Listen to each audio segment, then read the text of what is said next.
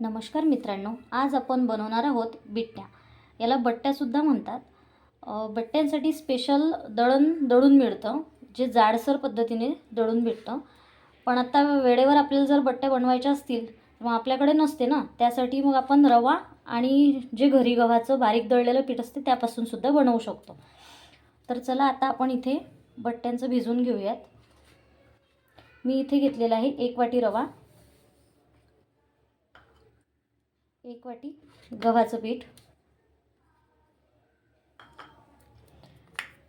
यामध्ये आपण बारीक वाटून जिरे घातलेले आहे।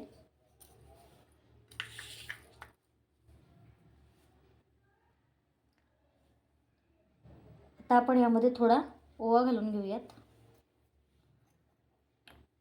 थोडं मीठ। हे छान मिक्स करून घेऊयात।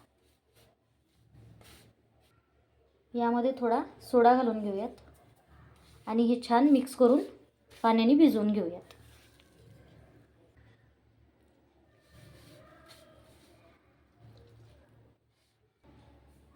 इथे पीठ भिजवून झालेलं आहे। आता गोळे करून घेऊयात। गोल किंवा तुम्ही लांब पण बनवू शकता, या पद्धतीने।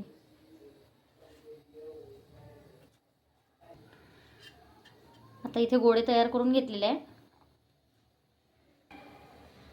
आता आपण हे गोळे उकडून घेऊयात। इथे मी कुकरला पाणी घालून घेतलं आहे आणि ते गरम करायला ठेवलं होतं। पाणी छान गरम झालेलं आहे। यामध्ये आता आपण हे गोळे टाकून घेऊयात।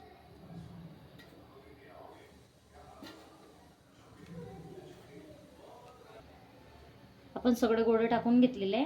आता हे गोळे चिटकू नयेत म्हणून आपण यामध्ये थोडं तेल घालून घेऊयात आणि या गोळ्यांना छान उकडू देऊयात।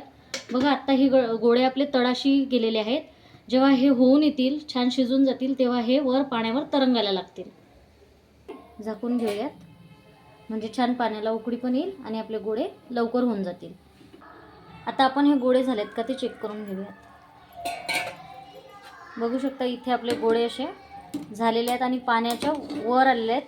आधी कसे तळाशी चिटकलेले होते, आता असे पाण्यावर तरंगत आहेत ना। आता हे झालेले आहेत, आपण हे काढून घेऊयात। आता आपण हे गोळे थंड होऊ देऊयात आणि मग हे छान कापून घेऊयात। आता आपले हे गोळे थंड झालेले आहे। आपण आता हे कट करून घेऊयात।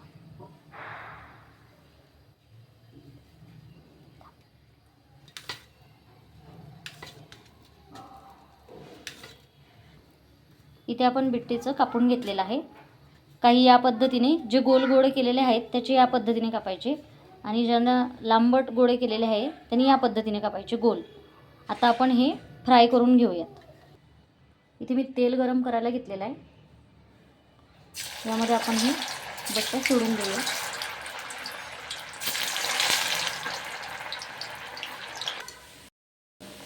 इथे आपल्या बट्ट्या छान तळून झालेल्या आहे। आपण आता ह्या काढून घेऊया।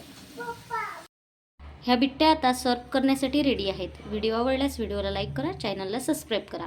धन्यवाद।